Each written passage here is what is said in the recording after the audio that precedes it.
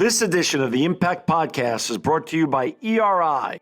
ERI has a mission to protect people, the planet, and your privacy, and is the largest fully integrated IT and electronics asset disposition provider and cybersecurity-focused hardware destruction company in the United States, and maybe even the world.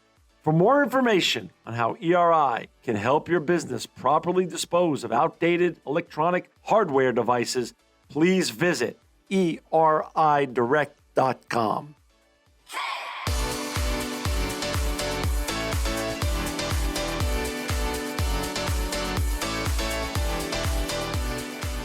Welcome to another edition of the Impact Podcast. I'm John Shegerian. This is a very special edition of the Impact Podcast because I've got my friend Daniel Zahir with us, and this is the Valentines edition of the Impact Podcast. Welcome to Impact, Daniel, and welcome to the Valentine's edition of this podcast.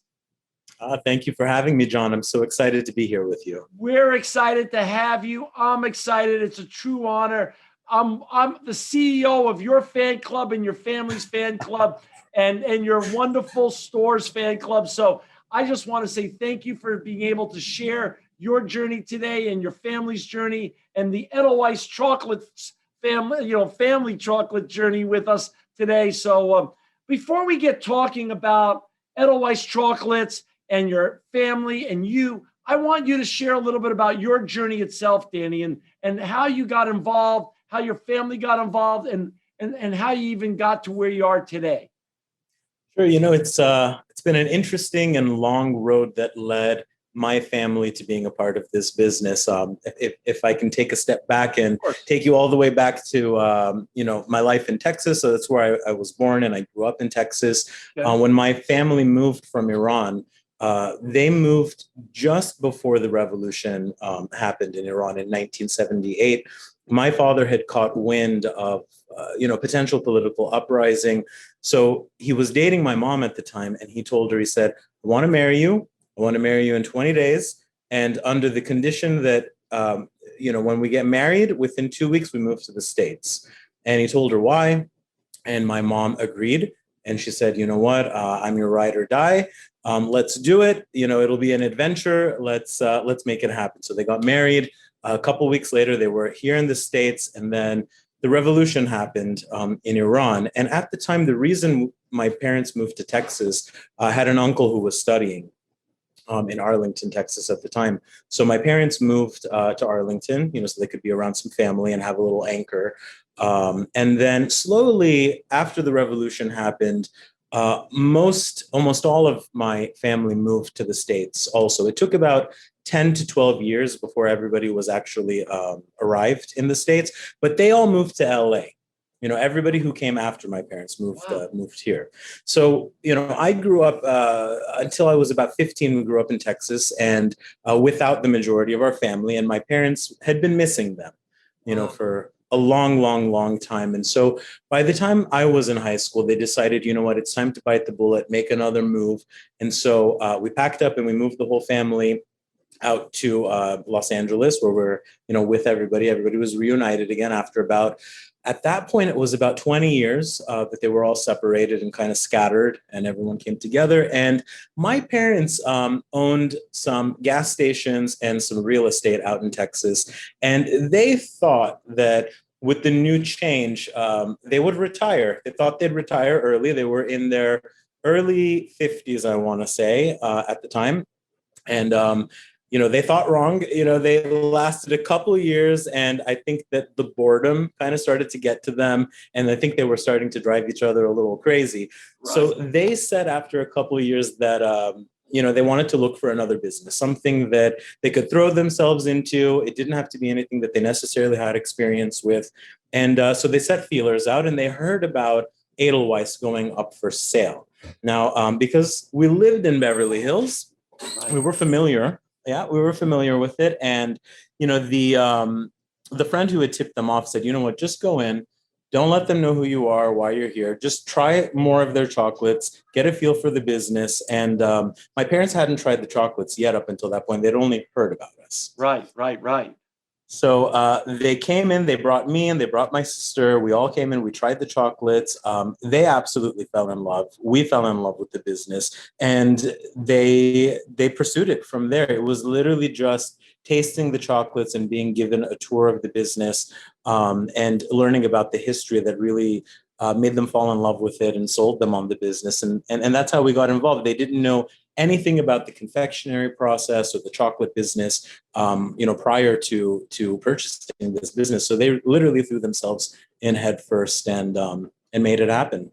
That's amazing. Now, your family's name, and I love your family because they make everyone who walks through the front doors, just like you do, feel like family. Is Steve and Madeline are your mom and dad. And then you have also your sister, Renee, who runs your Brentwood location, and your husband, Adrian, who also works with you in the Beverly Hills store. Now, your family name is Zahir Por. You, though, shorten the name to Zahir. That's why our listeners and our viewers will see you as Danny Zahir. But I just wanted to tell our listeners and viewers the whole family name is Zahir Por, which is a very Iranian name, and therefore your immigrant. It shows your immigrant roots back to Iran. Absolutely. It was a few years ago that I ended up changing it. And my uncle, the one that lives in Texas, he did the same thing about maybe 30 or 40 years back. Really? He shortened it from Zahirpour to Zahir. And so I was telling him one day, I'm in the business now. I'm working with the general public. A lot of people are very intimidated by my name. And he said, you know what, that's the same experience I was having. And so that's why he decided to shorten it. And he suggested that I might do the same. And so I took him up on his advice, and I said, why not? Let's try it and see. And it's made people feel more comfortable. I can tell you that. I get it. And I totally understand it. For our listeners and our viewers, to go find Danny's great chocolates at Edelweiss Chocolates, you go to www.edelweiss chocolates.com. Chocolates plural. Now I have the website up. It's an amazing website. The store is beautiful. Danny also was kind enough to film a 17-minute tour as though you're in the store getting a whole tour of the behind the scenes and the front of the house of what's going on. So you feel like you've come and met Danny and seen everything going on there. Thank you for doing that, Danny, because that tour is just wonderful. I've had the luck and the blessing to also done the tour in person. I feel like watching your video, people won't miss a thing. The video is going to be up on our website, the Impact Podcast, next to your show, so people could click on the video and feel like they have a personal tour from you of your wonderful chocolate store. Yeah, when I was speaking, when I was talking with you guys about doing the interview, initially, one of the things I spoke with Paul about was that we used to do tours fairly regularly, nearly on a daily basis. And it was something that we very much enjoyed doing. It breathed life into this business, and it allowed us to see our product and our business through fresh eyes on a daily basis. Because, something as simple as when our customers walk in, almost every one of them, they say, oh my God, that smell. Wow. It's like, the intensity of the chocolate aroma, which I don't smell anymore. Wow. It's so interesting. So every time someone walks in and they say that, it brings me back down to the experience that our customers have the first time they walk in the door. And it was one of the reasons I absolutely loved giving tours to people regularly. But since COVID happened, we had to stop doing that. And so when we started speaking with you guys about doing the interview, I thought, how cool would it be if we could give your viewers and your listeners, hopefully your listeners will go on and see the video, but an insight into the business and just a little sneak peek into the facility and the equipment. And it's the equipment that's the most interesting thing, I think, about the facility, because many of the machines that we have are original. They're antiques, and I think about 4 of them are over 100 years old. You just don't see them anywhere anymore. So it's really cool. No, and you gave a wonderful history. You even said the original founders. Now, the store was founded in 1942, right? So you have about 79 years of amazing Beverly Hills history there. But one of the things, what was fascinating by your tours, they bought a duplicate of what you already have there, but the machine was so sturdy, they've never even had to go get the duplicate. The original still works, you said, just perfectly great. Absolutely. Isn't it fascinating? Yeah, I mean, the You whole know, tour is great. we've bought several newer pieces of equipment. They're fully automated, electronic machines. Those need repairs far more regularly than the old machines do. The old machines, knock on wood, they nearly never ever break down or nearly never ever need parts replacing or other than regular maintenance. There's not much to them. The newer machines, on the other hand, they don't make them like they used to. I mean, I can say that. True. It's true. Yeah. You know what? There's so many things that make your story unique. There's so many stories, and I want to start with your family now has owned this 21 years. Can you want to talk a little bit about the history? How many families owned it before your family bought the store? Absolutely. So my family is the fifth family that's owned this business. Okay. So it truly has been a family business each and every step of the way. The first and original owner who owned the business was Mrs. Grace Young, and she was from Montana, and she moved from Montana just before she established this business down to Beverly Hills. I don't actually know the reason she chose Beverly Hills. That bit has been lost to history, unfortunately. But in conversations with her granddaughter, earlier when we bought the business, she told us that, the owner struggled. And what was interesting about her was that she took on a massive amount of risk trying to start a confectionery business in the midst of World War II, where rationing had already begun in the States. So to acquire the sugar and butter and cream and milk that goes into the recipes, she said it was a daily struggle, but she persevered and she put her blood, sweat, tears, and her whole entire soul and being into this business.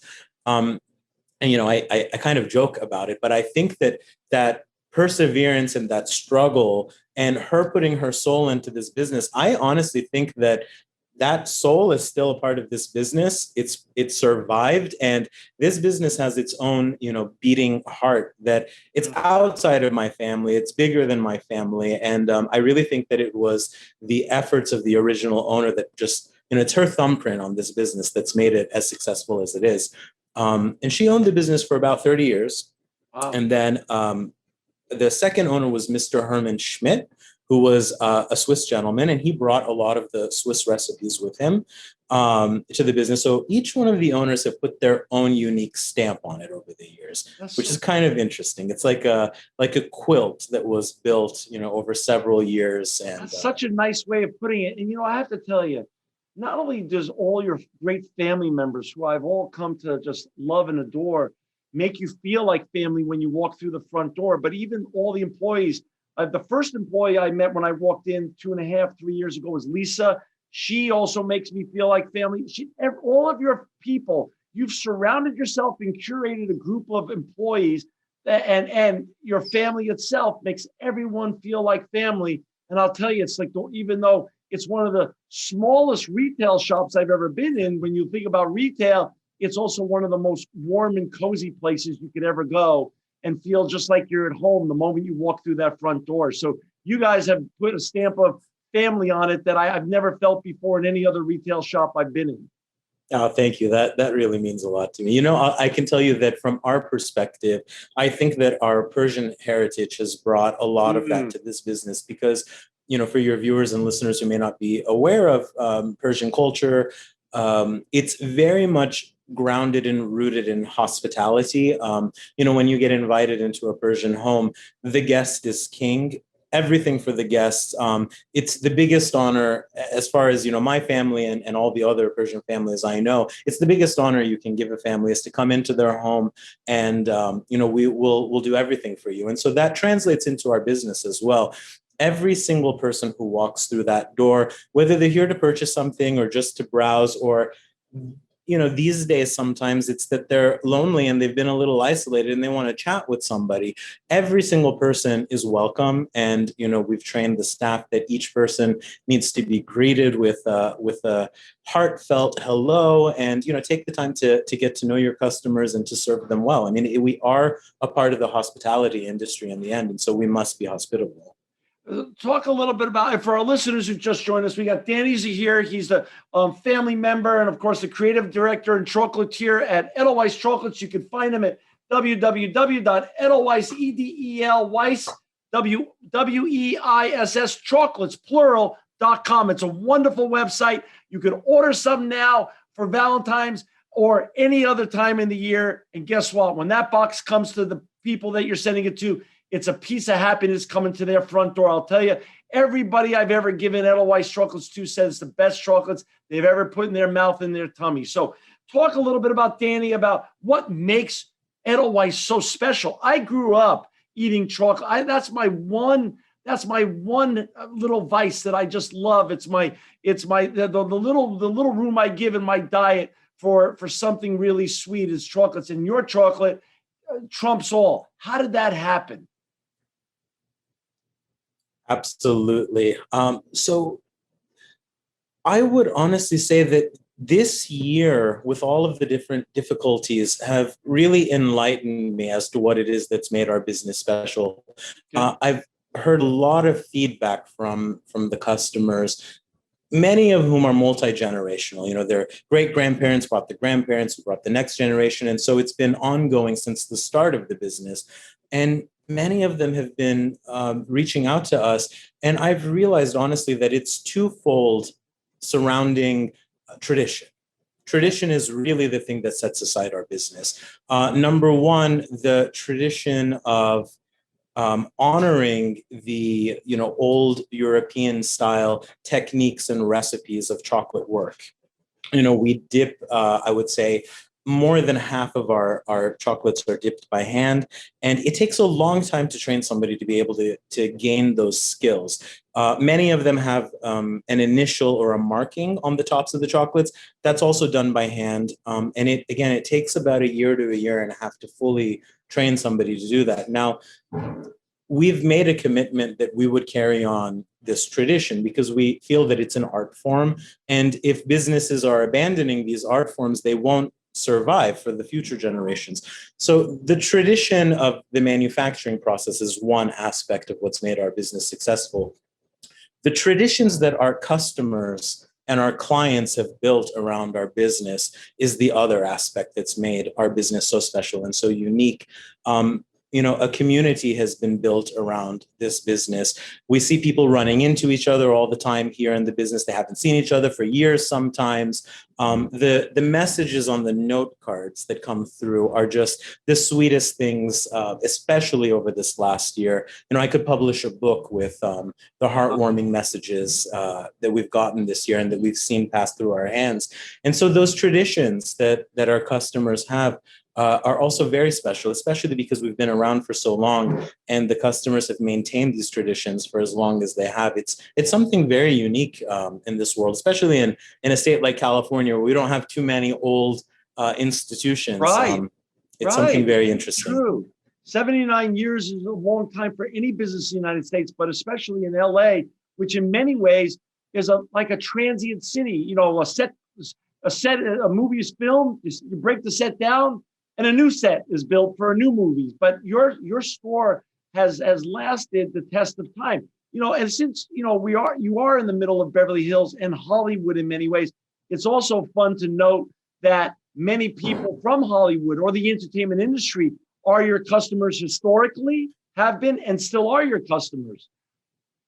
Yeah, we have a very long and interesting list. I can tell you, dating back to the golden age of Hollywood, we've had notable celebrities such as Elizabeth Taylor, who's we only recently discovered. We have these archives, and every so often a new piece, falls out of the archive, or our gaze lands on a detail we hadn't noticed before.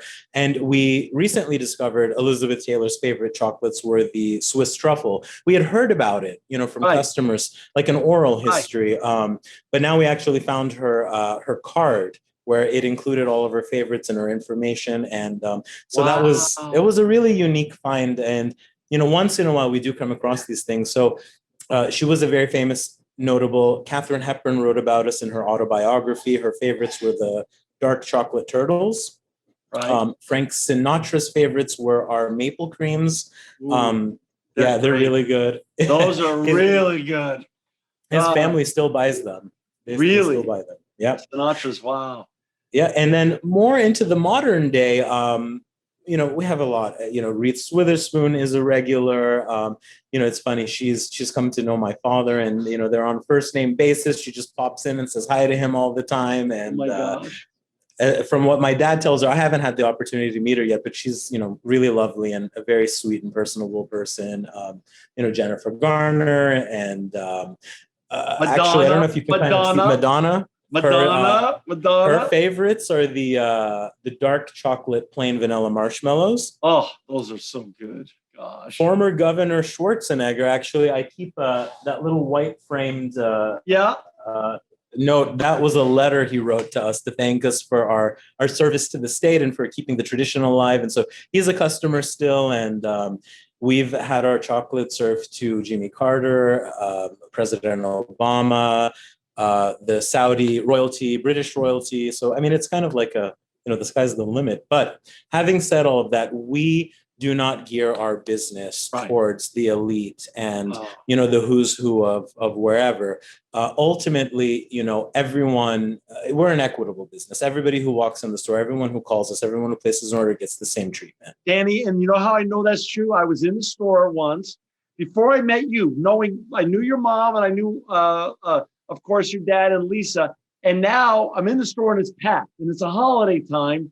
And there was a celebrity in the store, but there was other people in the store. This is pre-COVID, obviously. So the store was packed and everyone in your family, you and Adrian, everyone was all hands on deck and everybody got treated the same with the same big smile, with the same big heart. And even with the celebrity there, everyone was on even footing, which really goes to say so much about you and your family and everybody who's part of the Edelweiss family. It's just really, really special stuff. But I don't want to leave Hollywood behind and because we're going to go on and talk about Valentine's and all the great things you have geared up for Valentine's week. And before we get into the Lucy story, please share. I know you did it in the video, but I want you to do it again. It bears repeating because it's really, it's my favorite Hollywood part of your story. Absolutely. And I can tell you that, one might expect that the newer generations of kids, for instance, may not know who Lucille Ball is, but you'd be surprised. There are so many people who still walk in through this door and they ask to see the machine that inspired that famous I Love Lucy Chocolate Factory episode. Right. And so, it's just a testament to Lucille's art itself and that it's lasted as long as it has. You can still watch it on TV. It's all over the place. Most people are familiar with her and the TV show. And so what happened in our little bit of that legacy is that Lucy used to be a customer of ours, and she'd park in the back parking lot that we have here on site.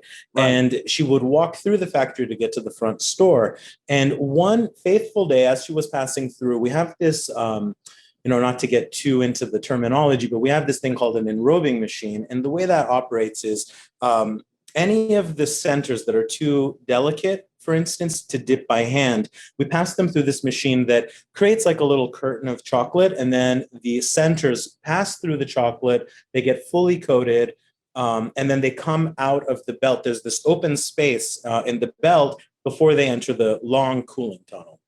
Now, the reason I mention this is that open space is where the magic happened that day. We were training, like I was telling you a little bit ago, one of the staff members to learn how to do the initialing on the tops of the chocolates. So when they come out of the enrobing portion, they're still wet and you still have an opportunity to do the initial work. Now, it was a messy day, as I was told. Chocolate was flying through the air. The poor woman was struggling to keep up with how fast the confections were coming off the belt. And so she was really struggling, and the chocolate was she was covered in it. It was flying through the air. The machine was covered. The walls were covered. And Lucy happened to be walking by just by chance at that moment. And a light bulb went off in her head. And she thought that this was one of the most hilarious things she had ever seen. And so what a lot of people don't know is she actually physically spent 3 weeks here in our facility researching. You see, you said that in the video. I had never heard that before, but that just goes to the level of greatness. People think, the great ones just show up and they're great. You know, I just read yesterday that Tom Brady's family left his home so they could give him 12 days prior to the Super Bowl to sit at his desk and watch film. Brady is not the GOAT at 43 years old because of lack of preparation. He's the GOAT for a reason. She is arguably the female comedian GOAT of all time, or one of them, for great reason. So when you gave that part of the story on her prep work, the light bulb went off to me and said, there it is. There's the key part of the whole story. She just didn't see that as a funny moment. She wanted to study it so she got it right when she did it with Vivian Vance on camera.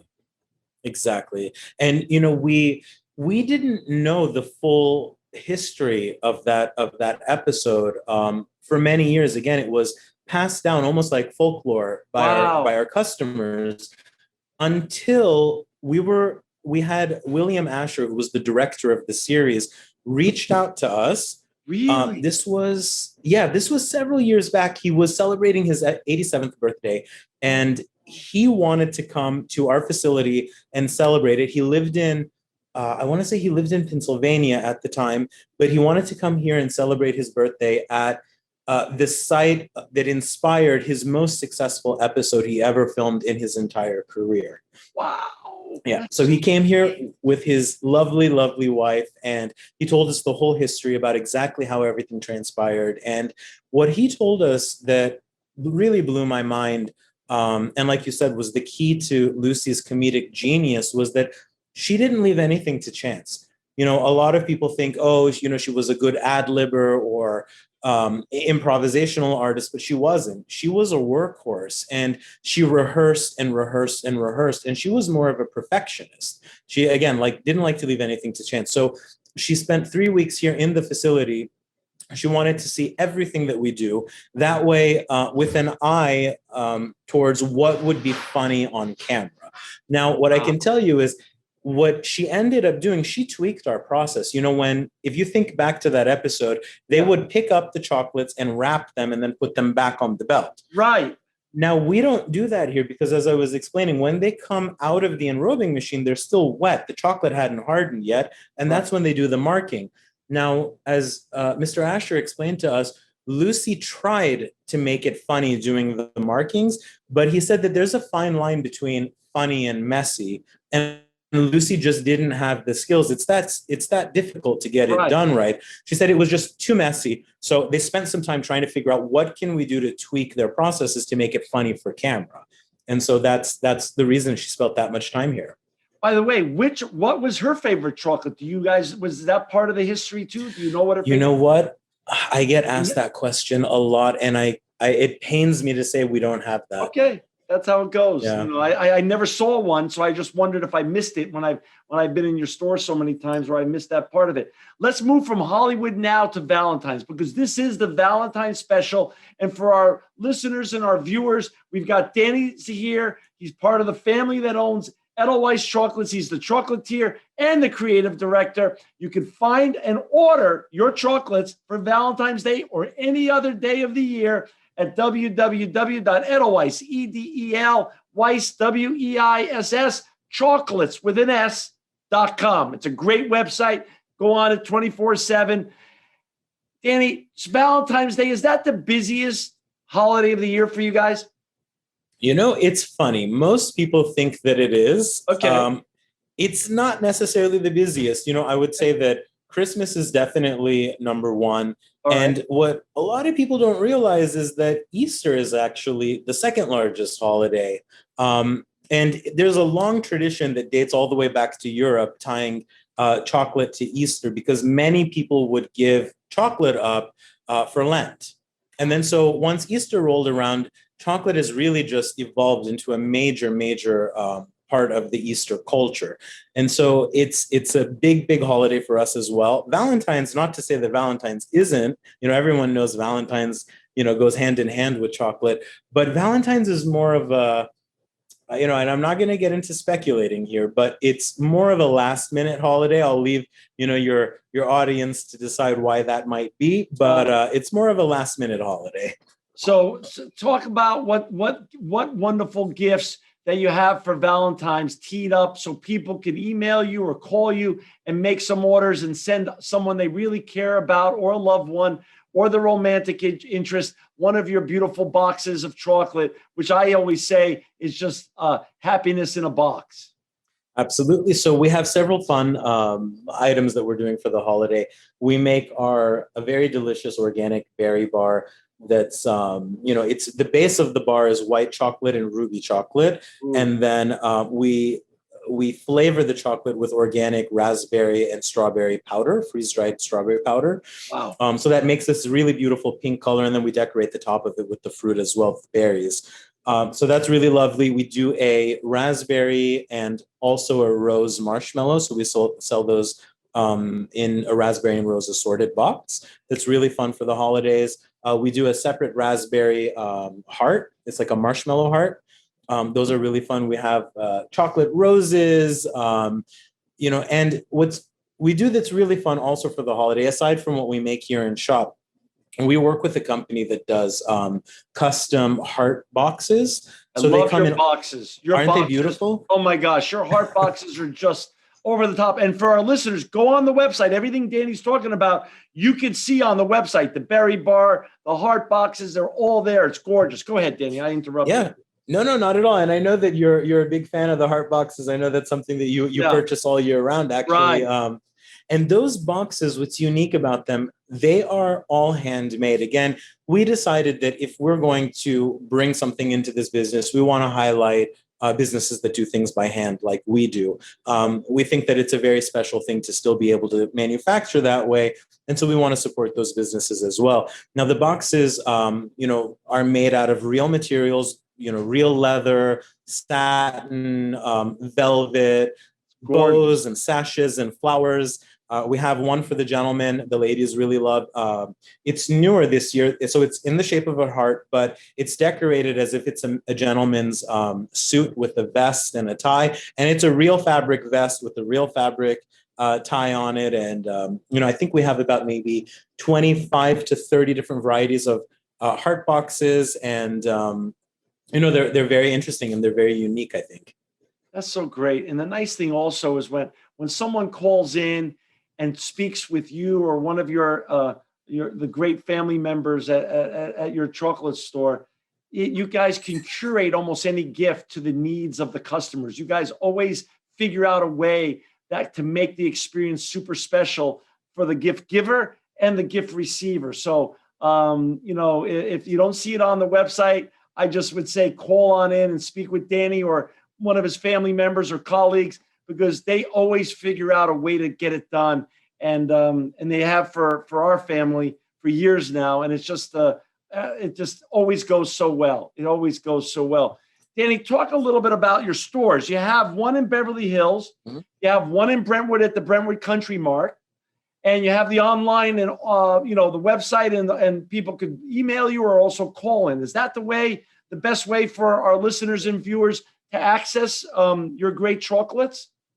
Absolutely. So, anybody is welcome to walk in. We're open now. We have limited capacity, as all businesses in LA do, all retail shops. But absolutely more than welcome to come in. You can call us. The number's on the website, or like you said, visiting our website to make a purchase. What I will say though is, for the Valentine holiday, because it tends to be a bit of a last minute holiday, and COVID being what it is and the situation being what it is, because we have limited capacity in store, we are anticipating very, very, very long lines the week of Valentine's Day. So what I would suggest to your listeners, if possible, order early, don't wait till the last minute. And if you're local, we have really, really great rates. We're doing specials on messengering, so we can cover, most of Los Angeles. I would highly recommend messengering it, because if you wait close to the holiday, even if you're just picking up the order, you may wait in line to get it. So please don't wait. Place your orders early, and we'll make sure to get it done. That's awesome. Danny, beyond chocolate, personally speaking, you also are the chairman of the board of directors for Raha International. Can you explain to our listeners and viewers a little bit about what your work is at Raha?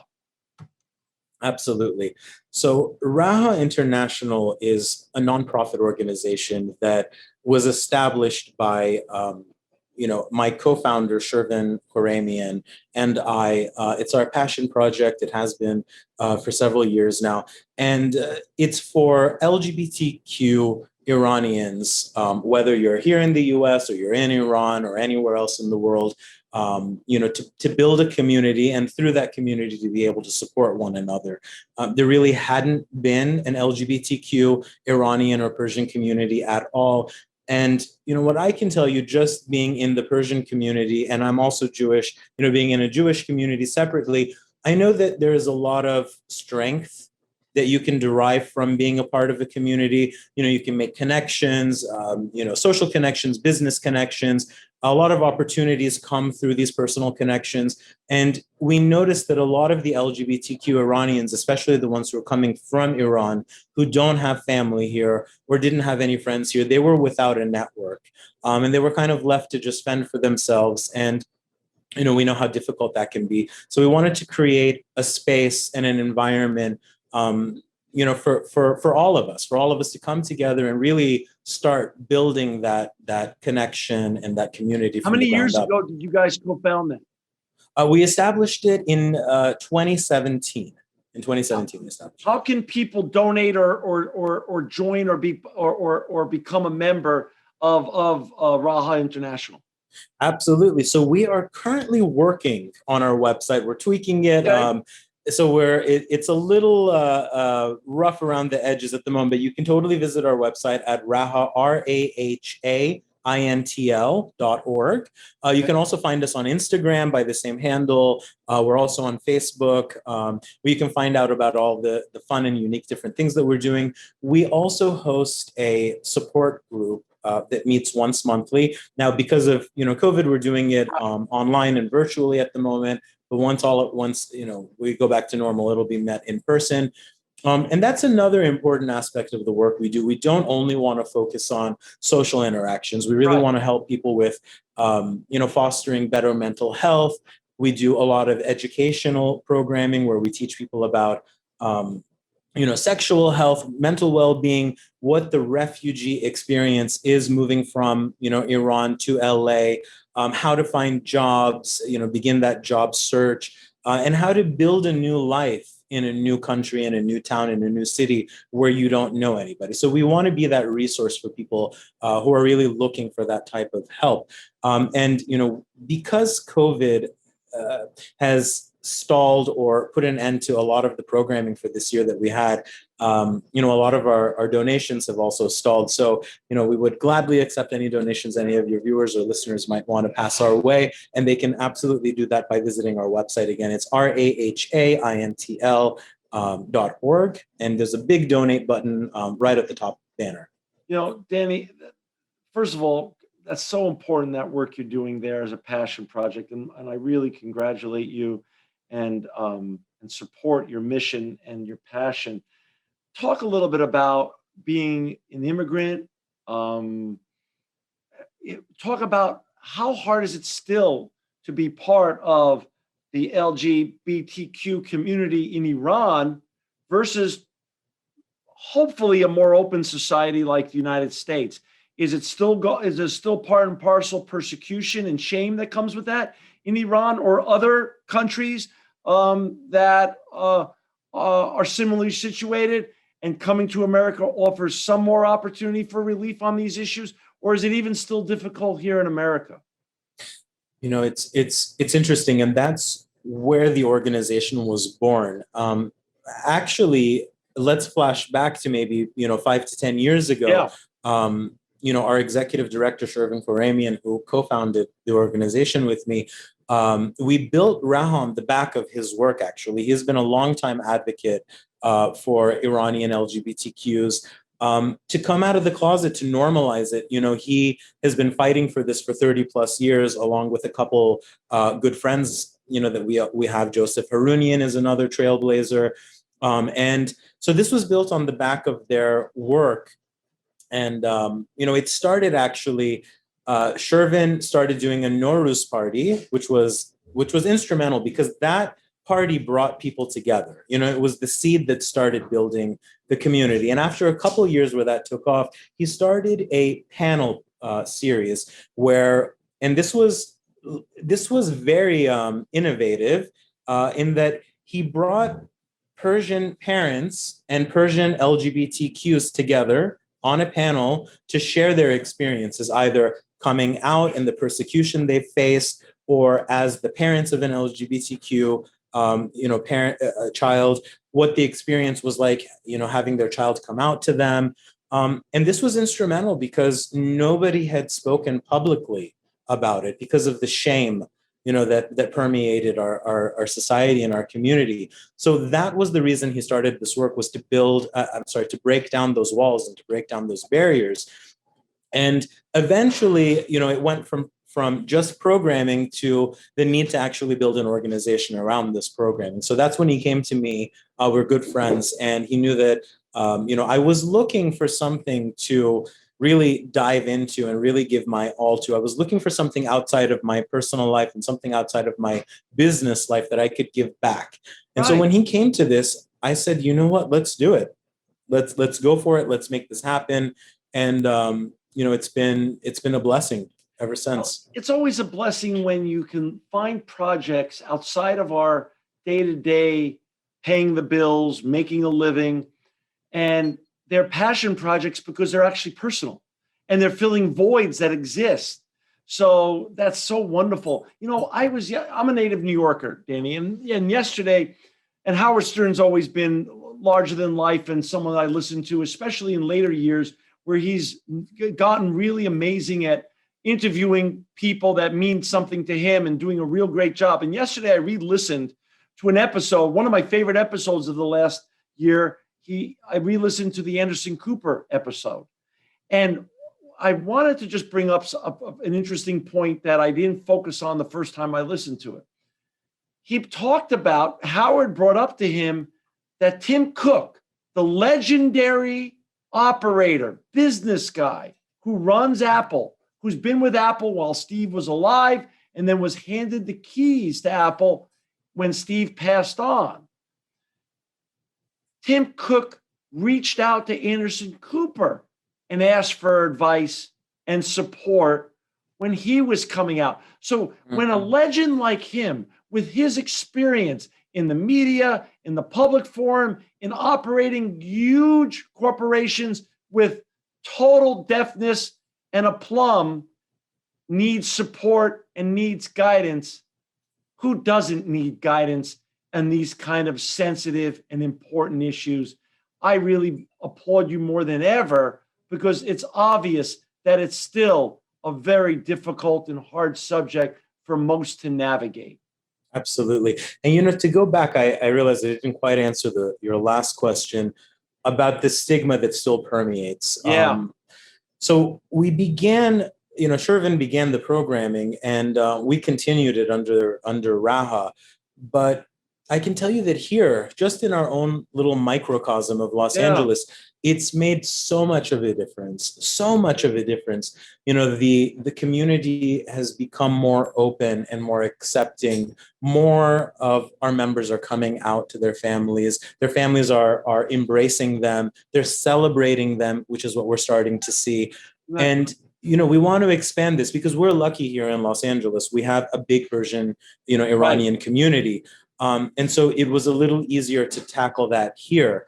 But we have a significant number of LGBTQs in Iran. We have all over the world.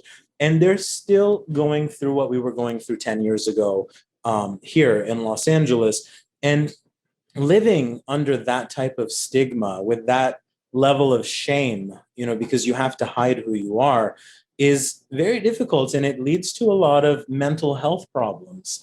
And that's the work that we're also looking to focus on, is trying to reverse all those years where, who you are has been buried, and you haven't been able to live your truth. And so that's really the next phase that we're working on, is to bridge that gap and take our work and catapult it, as Shervin always says, catapult it into Iran to try to make those changes. So some of the things that we've uniquely this year been able to do,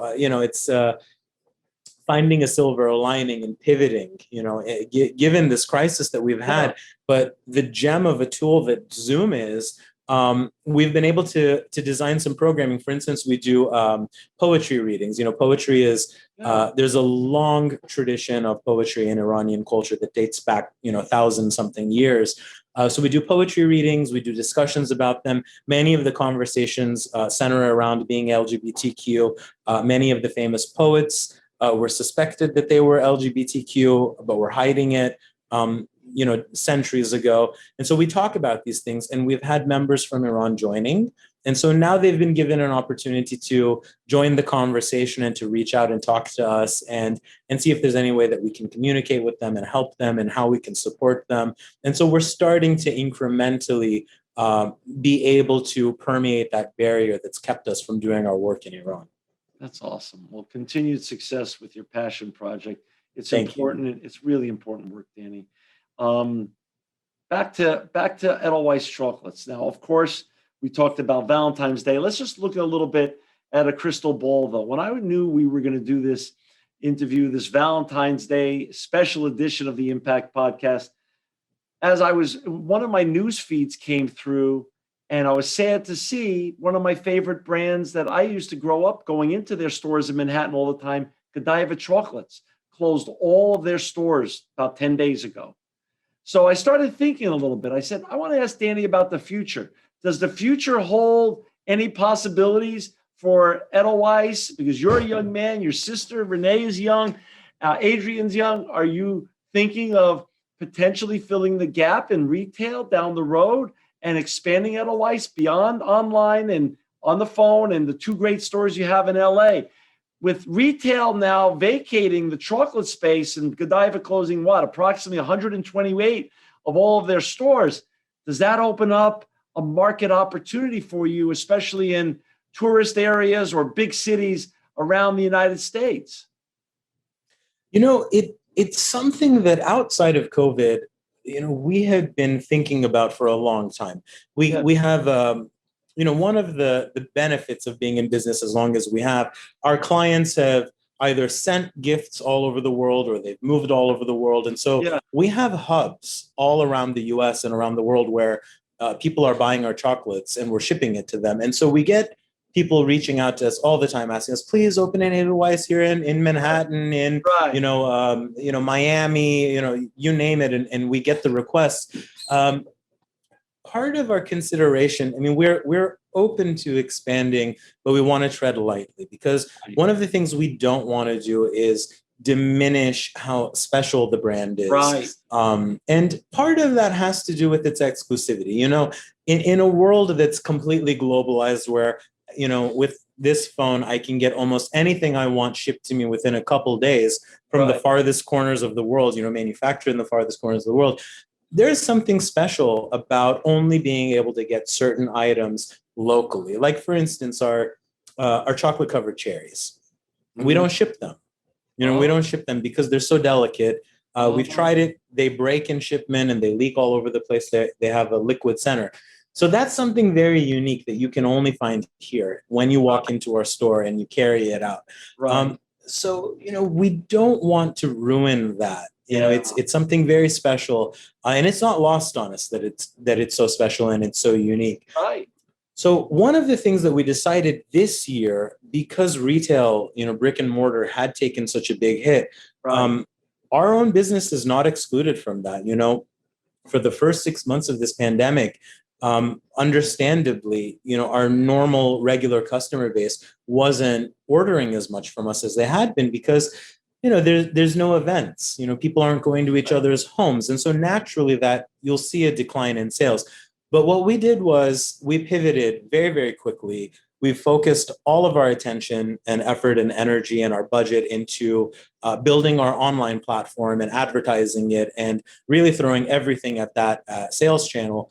And we've seen tremendous growth through that business. So I think that one of the things that we can do best to allow our chocolates to reach more consumers' hands is to really focus on that e-commerce business for now. And then, when the dust settles and we know exactly what the landscape looks like after this, this last year, we can make some decisions. I love it. And, Danny, this has been special. This is our Valentine's edition. I'm so glad you came on today. You're always welcome back on the Impact Podcast. You're making an impact with Raha International. Of course, you're making an impact all around the world with your Edelweiss chocolates for our friends, family, and all of our listeners and viewers around the world to order the handcrafted. We glanced over that a little bit. They're handmade chocolates, and you're never going to be disappointed. Please go to www.edelweiss,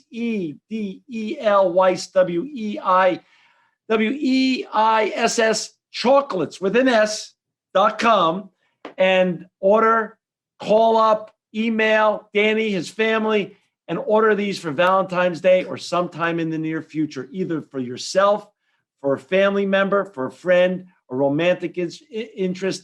You're going to make their heart just so big when they get this box of happiness that tastes delicious. They're handcrafted chocolates. Thank you, Danny Zahir. You are making an impact. You're making us all happier. You're making the world a better place. And I'm grateful for your time today on the Impact Podcast. Thank you for having me. It's been an honor and a pleasure.